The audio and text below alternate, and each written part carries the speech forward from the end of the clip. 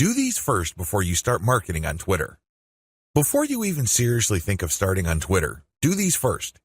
If you set up a website, you should have been doing these already. Just in case you are unclear on the concept or just in case you did things out of order, here are the things that you should do before you even think of marketing on Twitter. Pick your niche. It's really important to understand that if you want to be successful on the internet, you must have a laser focus on how you're going to make money. A lot of people are clueless regarding this. In fact, a lot of them think that they just need to buy a system that somebody else has built and they will make money. What they're really saying to themselves is they're too lazy to think through their online business. That's always a dangerous proposition because when you let another person do your thinking for you, you're going to have to deal with the consequences. You have to understand that when people build systems for others, they're usually trying to cut corners. They're trying to make the most amount of money with the least amount of effort. Do you think they have your best interest in mind with that attitude? Of course not. This is why it's a bad idea to let somebody else pick your business for you. You have to do it yourself. You have to know what you're doing.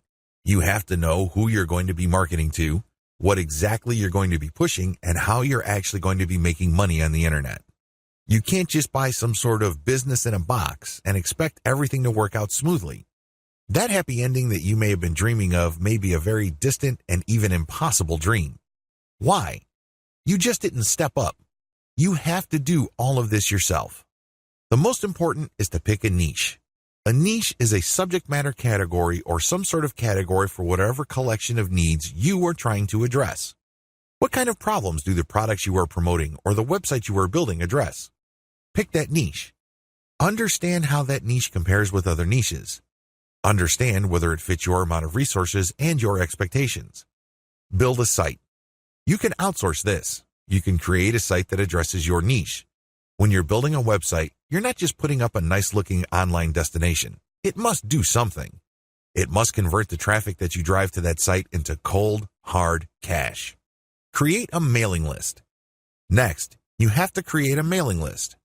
This is crucial. Your mailing list is actually the payload of your website. Sure, you may be putting up affiliate ads on your website. When people click these and they land on the sales or landing page, they may buy something. When they do that, you get a commission. That's nice and everything, but if you really want to make money over the long term, create a mailing list. Why?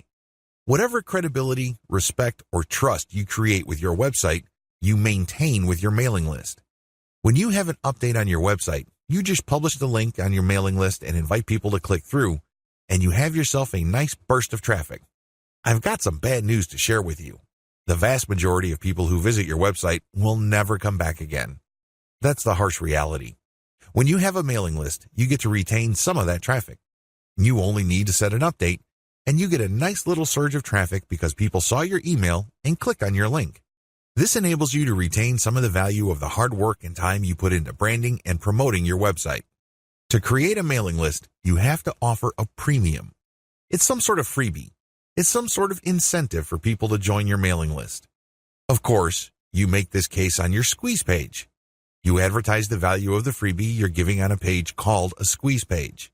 This is where people enter their email addresses to subscribe to your mailing list. Please understand that there is a big danger here. This is a warning. Don't go overboard in promoting the freebie because if you do that, people will sign up for the free booklet, the free course, or the free book. They couldn't care less about the updates your mailing list will send them. In fact, if you push the freebie too hard, they might even think that the updates you send are some form of spam because you caught them by surprise. Do you see how this works? There has to be a healthy balance between getting people pumped up to join your mailing list because they're getting something for doing it, but also letting them know that they are getting a better value by being on your list just because you will be sending them information that would enable them to solve all sorts of problems in their lives that are related to your niche. Do you see how this works? Do you see the balance? Create an ebook or report or some sort of high-value giveaway. When you create a mailing list, there has to be some sort of incentive for people to sign up to your list. I wish it were as easy as saying that your website is so awesome that your visitors owe it to themselves to sign up to your list. I'm telling you that if this is your strategy, you're probably going to get very few list members. Why? People need a push. They may be impressed by your website, they may like what you're doing, but this may not be enough to get them off the fence. To many people, entering an email address into a field is a lot of effort. You have to give them some sort of valuable incentive for them to sign up for your list. Generally, I would use some of my popular blog posts, or I would come up with a distilled version or a cheat sheet version.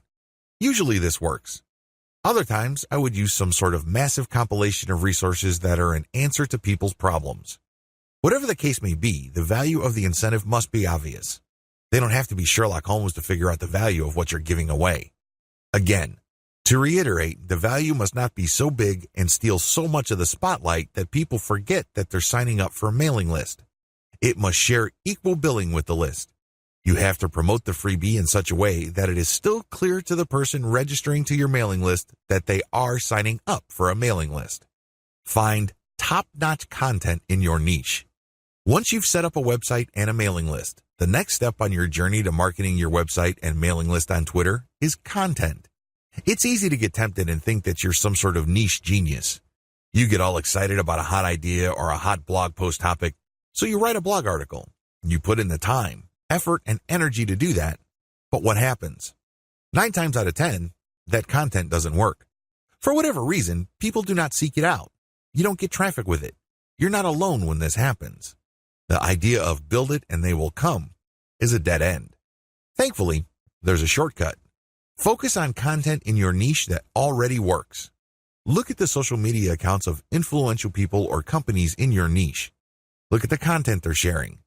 Pay attention to how many social signals they get. Do they get a lot of retweets, likes, favorites? Do they get shared a lot on Facebook? Using this objective social signal information, select their best content and reverse engineer it. Reverse engineering top-shelf niche content. Now that you have a clear understanding of what's hot and what's not in your niche, the next step is to reverse engineer your competitors' best content. How do you do this? First of all, you just focus on their topic. If they're talking about a certain personality in your niche, then talk about that person, because obviously the fact that they're getting all this attention from your niche audience means people are truly interested in that personality. However, don't stop there. Come up with something new. Maybe interview that person directly, or maybe take some sort of controversial angle. Maybe you can give more complete information. Whatever the case may be, come up with content that is obviously superior. This is what's going to make your tweets more popular. This is what will speed your branding efforts up. I'm sorry, but if you're just going to offer the same content that everybody in your niche is already offering, there's really no reason the people you're reaching out to should follow you. Think about it. If they think that you're giving them the same stuff as other sites, why go to you? They can easily have gone to those other sites. Draw their attention based on familiar themes. Keep their attention by doing something a bit different. It doesn't have to be much. You don't have to be a hero. You don't have to go overboard. But it has to be different enough. Unfortunately, this is one of those things that you will have to figure out firsthand. You would have to do it through trial and error. You have to learn through trial and error. Set up consistent social media accounts. Now that you have followed the steps above, you can now start setting up your social media accounts. For starters, you should focus on YouTube, Google+, Facebook groups, Facebook pages, Twitter, and maybe Pinterest. Start with these. Later on, you can branch out to other social media platforms like Quora, Instagram, and others. Your social media accounts must be consistent with each other. Your headers must have the same design. Your biography and other text must have similar elements. The key here is to project consistency. Consistency indicates professionalism. You're not just some random person working out of your mom's garage putting up one random website after the other. It can also help you solidify your brand. If you make a good impression on Facebook groups and people click through to your Twitter account and they see similar messaging, they can see that you are consistent, constant, and offer different types of content. This would help them become more comfortable with your brand. This would help them view your brand as more credible. Commit to specialized content on your social media account. Here's the big danger with having many social media accounts. It's very easy to see that a lot of companies put up a presence on many different platforms. That's great and everything because you have many ways of getting new traffic. The problem is they post the same content across the board. This is a problem. When people approach your brand on Twitter, they're looking for content that is slightly different from the content they would expect on Facebook groups, your Facebook fan page, and definitely your YouTube channel. You have to be aware of these different expectations and give them what they're looking for. Oftentimes, this is as simple as the form of content you offer. Obviously, when you're on YouTube, it would suck if you just offer blank videos of somebody reading your articles. That's not going to work. At least bother to use slideshows with the article. Preferably, you should have some sort of video spokesperson who speaks directly to the people during the video. Each platform's content must maximize the format requirements of that specific platform.